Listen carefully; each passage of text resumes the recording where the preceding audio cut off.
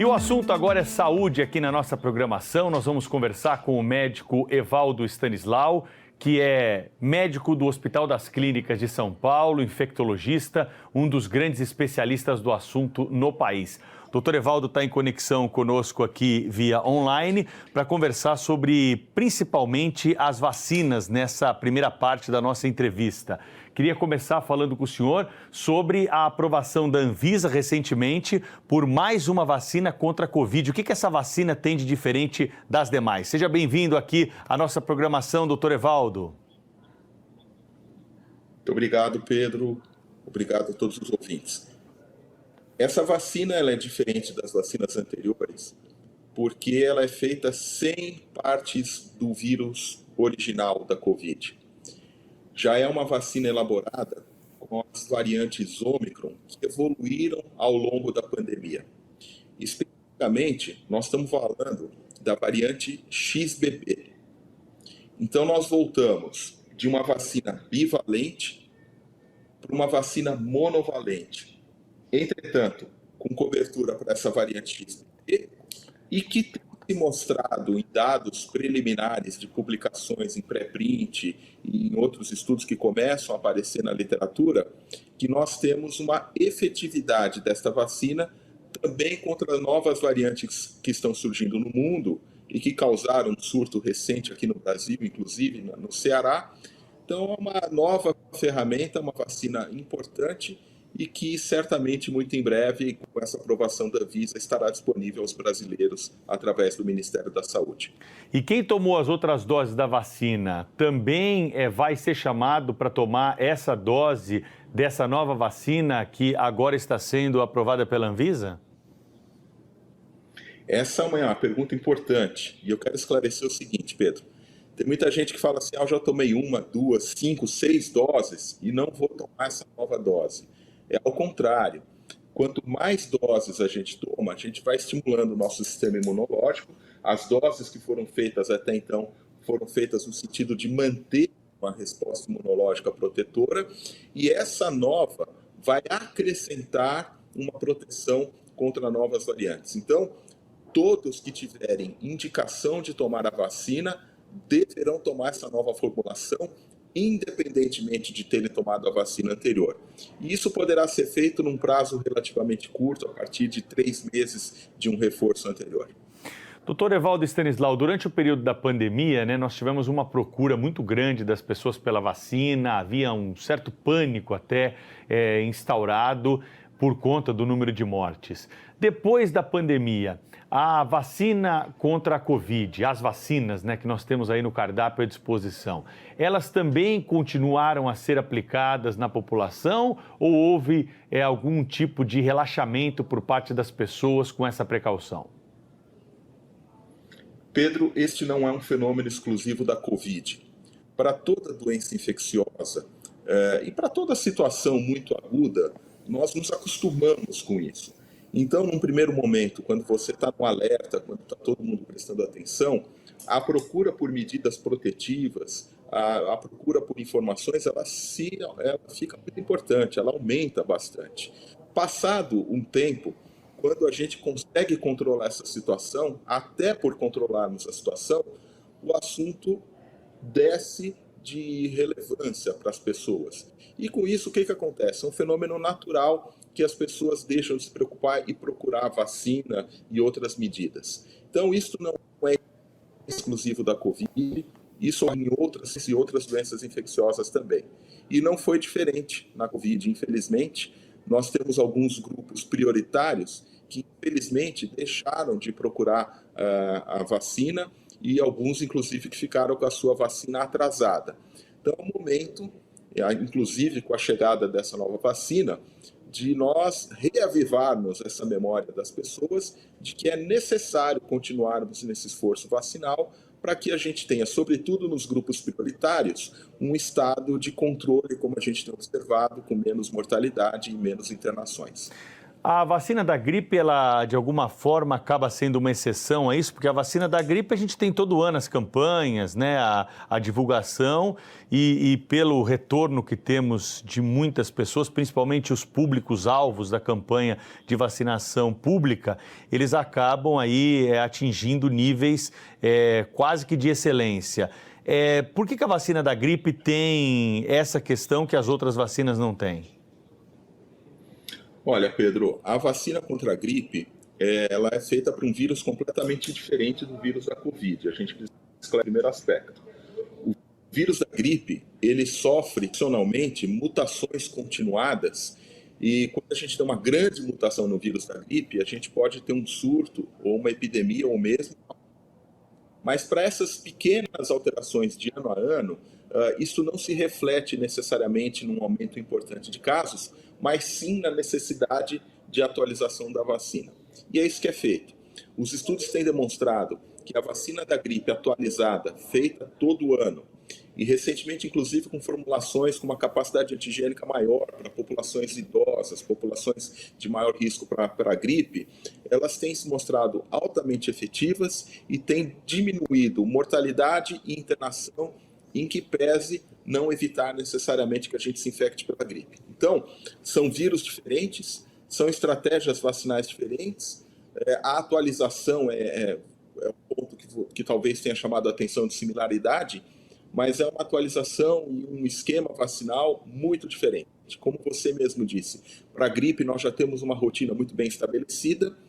Para a Covid, nós estamos estabelecendo essa rotina agora, conforme a gente vai aprendendo mais sobre o vírus e sobre o comportamento da doença. Doutor Evaldo Stanislau, o ano de 2024 começa com que desafio para a infectologia brasileira? Quais são as doenças aí que mais preocupam os médicos? Pedro, nós podemos falar doenças que o público percebe e a gente pode falar doenças que o público não percebe. Entre as que o público vai perceber, sem dúvida nenhuma, chegando o verão inclusive, são as arboviroses. Então nós vamos ter aí a dengue, a chikungunya, que são doenças que se avizinham com uma grande incidência. Nós temos tido aí o aparecimento de sorotipos que a gente não tinha visto nos últimos anos. Nós temos uma evolução demográfica com muitas pessoas que não tinham se exposto ainda à dengue, que poderão se expor agora. E nós temos a chikungunya, que é uma doença que é potencialmente muito grave, no sentido de que ela deixa sequelas, que as pessoas podem ter um sofrimento prolongado e até incapacitante por conta da chikungunya. Daquilo que as pessoas não veem, eu creio que além das infecções respiratórias e das doenças emergentes que a gente vem lidando, eu diria que a resistência bacteriana segue como grande desafio. Nós temos aí uma série de micro-organismos, tanto bactérias quanto fungos, que têm se mostrado resistentes aos antimicrobianos que a gente tem usado regularmente, e isto é um grande desafio. Eu colocaria aí especificamente a Candida auris, que tem causado alguns surtos, que é um problema grande neste momento. Colocaria algumas outras bactérias presentes no ambiente hospitalar, mas isso é uma preocupação nossa dos infectologistas, as pessoas não estão atentas a isso, mas deveriam estar, porque isso afeta qualquer um de nós a partir do momento que a gente tem uma doença grave ou vai parar dentro de um hospital. Doutor Evaldo, isso acontece porque nós temos algum tipo de uso indiscriminado de antibióticos ou nós temos outros fatores que corroboram, né, para essas superbactérias aí que o senhor está tratando conosco? Existe um conceito, Pedro, que é o conceito de uma saúde única. Às vezes a gente fala One Health. Tudo o que acontece na saúde do indivíduo, ela está ligada com muito mais coisas do que as pessoas imaginam. Então, a economia está ligada num desfecho de saúde, porque se eu tiver uma economia que vai mal, eu vou ter pessoas com menos acesso à saúde, ficando mais doentes, e que isso pode impactar de alguma maneira na cadeia de saúde. Isso está ligado ao meio ambiente, porque se eu tiver, como estamos tendo as mudanças climáticas, isso favorece a emergência de algumas doenças, isso favorece as doenças por vetor, isso favorece as catástrofes, os eventos climatológicos extremos que a gente tem visto, isso impacta na saúde. E cheguei na saúde animal. Tudo que acontece na saúde animal, de alguma maneira, vai se refletir na saúde humana. E uma das coisas que as pessoas não se atentam é que nós temos uma demanda proteica muito grande. E para que os rebanhos cresçam, engordem e não morram, nas rações, no tratamento do dia a dia desses rebanhos, colocam-se antibióticos muitas vezes. Então, a gente acaba tendo contato com antibióticos sem nem tomar antibiótico. E isso deixa um rastro, isso impacta na nossa cadeia de resistência bacteriana, e isso é um dos fenômenos associados a essa emergência de resistência tão grande. Evidentemente que o uso indiscriminado de antimicrobianos também está associado a isso, mas então uma somatória de fatores que são atitudes, má prática, tanto de médicos que prescrevem excessivamente antimicrobianos, quanto de pacientes que os tomam em excesso, mas também está associado com esse fenômeno de One Health, sobretudo o contato que a gente tem com antimicrobianos oriundos dessa cadeia de tratamento e criação de rebanhos que a gente acaba consumindo ou na carne ou através de contaminação pelo lençol freático, pela água que a gente consome. Dr. Evaldo Stanislau, médico infectologista do Hospital das Clínicas, conosco aqui para discutir um pouco mais sobre saúde. O senhor falou sobre dengue, né? Uma das preocupações do ano de 2024 que nos avizinha e, claro, né, nos coloca em alerta, porque muita gente já teve dengue, já tem alguém na família, algum conhecido que pegou, são alguns tipos de dengue. E nós temos uma vacina agora para prevenir a dengue. Como é que funciona essa vacina? É uma vacina segura? Existe algum público que tem uma recomendação especial aí para se imunizar com essa vacina? Pedro, um dos grandes desafios da vacina da dengue é que ela tem que dar uma cobertura e uma proteção para os 4 sorotipos diferentes do vírus. Isso é um grande desafio tecnológico e impacta no desfecho tanto da vacina como proteção, quanto no desfecho clínico. Hoje, nós temos uma vacina registrada no Brasil, registrada no mundo, ainda não disponível no sistema de saúde público, que promete uma resposta e uma proteção importante contra formas graves de dengue para uma população melhor estudada, que vai aproximadamente dos 4 aos 60 anos de idade. Fora dessas faixas etárias, nós não temos ainda a segurança de indicar essa vacina, uma vez que ela não tem estudos em número suficiente para essa população. É uma vacina de vírus vivo atenuado, feita em 2 doses. A proteção máxima ela se dá 30 dias após a segunda dose e o intervalo entre uma e outra dose é de 3 meses. Eu digo isso porque muita gente que assista ou ouça essa nossa entrevista vai querer tomar essa vacina. Então, provavelmente, a nossa janela de proteção contra formas graves de dengue para o verão de 2024 já se fechou. E isto, então, para quem tem acesso a uma clínica privada e fez a vacina, muito bom. Mas para quem não teve esse acesso, a gente questiona porque realmente, até que a vacina funcione, talvez não seja o melhor momento. Qual seria a alternativa? Nós temos, ao longo de 24, a perspectiva de registro de uma outra vacina desenvolvida pelo Instituto Butantan, em parceria com o NIH dos Estados Unidos e com o laboratório Merck, e é uma vacina que promete também uma eficácia muito grande e que promete ser dose única, e que talvez tenha mais um apelo maior para o impacto de saúde pública. Então, eu diria, Pedro, e vacina para dengue já tem nesse ano, quem já tomou vai ter uma proteção, quem não tomou perde a janela temporal da proteção do verão, mas para 25, certamente nós teremos uma outra realidade. Aproveito a pergunta da dengue para falar da chikungunya. Nós temos também uma vacina já com pedido de registro na Anvisa, desenvolvida pelo Instituto Butantan para chikungunya. Essa é uma vacina super importante e que nos estudos de desenvolvimento mostrou uma eficácia do ponto de vista de produção de anticorpos de quase 100%, o que é muito raro no desenvolvimento de vacinas. Então, eu diria que para 25, a proteção vacinal, tanto contra a dengue quanto para a chikungunya, é bastante promissora. Doutor Evaldo, essa vacina da chikungunya eu não conhecia. Ela também está disponível aí para o cidadão tomar? Faz parte do calendário público? Precisa tomar na rede privada? Como que funciona? Não, Pedro, esta não tem registro ainda pela Anvisa. Sim. O Instituto Butantan entrou com pedido de registro e tão logo seja registrado, aí nós vamos ver quais serão as políticas. Por se tratar de uma política desenvolvida por um laboratório público, eu creio que a incorporação dela vai se dar prioritariamente pelo Sistema Único de Saúde, o que, na minha opinião, é um acerto, tendo em vista o grande impacto da chikungunya para a saúde pública.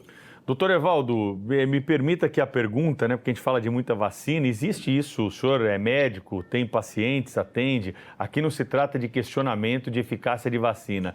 Mas tem gente que fica pensando, nossa, estou tomando tanta vacina, né? Uma vacina aí é a mesma coisa que tomar muito medicamento, né? Você fica meio preocupado para quem é leigo. Vou tomar, será que um não vai ter um efeito colateral se misturar com o outro? Tomar tanta vacina assim não pode fazer mal para o corpo humano? Já há algum tipo de estudo pacificado que possa garantir a segurança, a eficácia de todos esses imunizantes? Pedro, eu queria lembrar aqui com você e com todos que nos acompanham que as vacinas, o saneamento e os antimicrobianos mudaram a história da humanidade. A partir do desenvolvimento desses 3 itens, nós aumentamos a expectativa de vida da espécie humana para perto dos 70 anos, em muitos lugares passa bastante dos 70. E aí começaram a aparecer outras causas de morte, que são as doenças crônicas não transmissíveis. Então, faz mais de 200 anos que vacina vem salvando vidas e ajudando a humanidade. O nosso sistema imunológico, ele não pode ser subestimado. Ele é extremamente refinado, extremamente capaz. E quando a gente faz uma série de vacinas muito bem desenvolvidas, muito bem estudadas, e existe um calendário para criança, um calendário para o adulto, um calendário para o idoso, um calendário dependendo da profissão que você exerce, se tem algum risco maior ou não, e inclusive as vacinas que a gente faz em situações de emergência, quando você tem um surto ou alguma situação de saúde pública, de alerta. Então, todas essas vacinas que estão contempladas nesses calendários são seguras, estão estudadas, e o nosso sistema imunológico sabe lidar com isso. E eu convido a todos para pensar que quando a gente faz uma vacina, qualquer vacina, nós estamos imitando a doença de alguma maneira, mas de uma forma controlada.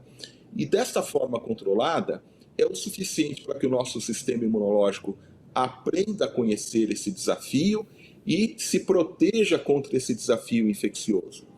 Do contrário, se eu não fizer a vacina, nós vamos entrar em contato, ou temos o risco de entrar em contato com a doença propriamente dita. E aí é evidentemente que a doença é sempre muito pior que a vacina. Dizer que vacina não tem efeito colateral é óbvio que não é uma verdade. Toda vacina pode ter algum efeito colateral. Mas o que a gente precisa explicar para as pessoas é que a grande maioria dos efeitos colaterais associados à vacina são próprios da resposta induzida pela vacina. A maneira que o nosso sistema imunológico responde ao estímulo vacinal é produzindo substâncias que estimulam a nossa imunidade. Isso se traduz clinicamente por dor no local, por febre, por um mal-estar, sintomas mínimos, passageiros e plenamente controláveis. Eventos adversos mais graves são raros, excepcionais e, numa análise de risco-benefício, sempre, para todas as vacinas que a gente tem registrada, o benefício é infinitamente maior do que o eventual risco de um evento adverso severo. Por fim, existem contraindicações absolutas para algumas vacinas para determinadas populações. Então, eu falei agora há pouco de vacina de vírus vivo atenuado. Esse é o tipo de vacina que quem é imunodeprimido, por exemplo, não pode tomar ou tem que tomar sob orientação médica. Sempre bom consultar o médico, então, né? E o cronograma de vacinas, né? A carteira de vacinação, para saber o que está faltando para ficar com tudo em ordem nesse verão de 2024. Qual é a recomendação geral para as pessoas, doutor Evaldo, para essa temporada de verão do ponto de vista da medicina infectocontagiosa? O que o senhor destaca para a gente aí, para as pessoas que vão viajar, vão à praia, vão curtir dias de férias com a família, evitarem dor de cabeça durante o período de descanso? Eu recomendo, Pedro, ouvir o nosso programa, O Pulo do Gato, porque vai ter uma série de quadros dedicados exatamente a esse período de férias e de verão. Então fica aqui o convite para todos ouvirem o Pulo do Gato, a nossa coluna de saúde lá, vai ter uma série de dicas e de programas dedicados a isso. Mas de uma maneira geral, o bom senso, né, Pedro? A gente falou bastante de vacina, então está com a vacinação em dia. Segundo, tomar cuidado com o calor, que o calor excessivo ele tem os seus efeitos diretos, mas a sua pergunta é sobre doenças infecciosas. O calor excessivo e a umidade aumentam a circulação dos mosquitos que podem transmitir doenças, as arboviroses. Então, usar repelente, proteger as áreas expostas do corpo. Quem tiver condições de manter a sua casa refrigerada, manter refrigerada com uma temperatura menor, porque isso diminui a atividade dos mosquitos, usar proteção nas telas, né? Colocar aqueles repelentes de tomada para que o mosquito não venha, não se aproxime. Então, são medidas de bom senso. Eu diria que para o verão, a maior preocupação de fato são as arboviroses. Se tiver muita chuva, se tiver enchente, sempre a época da leptospirose. Então, se você entrar em contato com alguma enchente, com o risco da leptospirose, procurar orientação médica, porque existem medicamentos que a gente pode usar preventivamente, ou fazer o diagnóstico precoce da leptospirose e a hepatite A, que também é outra doença de veiculação hídrica. E, por fim, a gente lembrar das doenças de veiculação hídrica e por alimentos. Então, é muito comum, na época do ano, nós termos as diarreias infecciosas virais ou pelo consumo de alimentos deteriorados. Então, muito cuidado com a conservação dos alimentos, muito cuidado com a origem das águas e dos sucos e dos gelos que a gente consome por aí, né? Eu recomendo que você evite comprar de ambulantes, comprar de comerciantes cuja origem desse produto a gente não conheça, não possa garantir, ou que não saiba como eles foram conservados. Então, em linha geral, são essas as doenças infecciosas no verão que sempre preocupam, Pedro. Dr. Evaldo Stanislau, médico infectologista do Hospital das Clínicas, esteve conosco, batendo um papo aí sobre saúde nesta temporada aqui ao longo da nossa programação. Grande abraço para o senhor, Dr. Evaldo, muito obrigado pela entrevista e até uma próxima oportunidade por aqui. Muito obrigado a você, Pedro, a toda a equipe da Band. Queria aproveitar, desejar a todos um final de ano e um começo de ano de muita alegria, muita saúde, e que 2024 seja um ano de muito sucesso para todos. Muito obrigado, para o senhor também.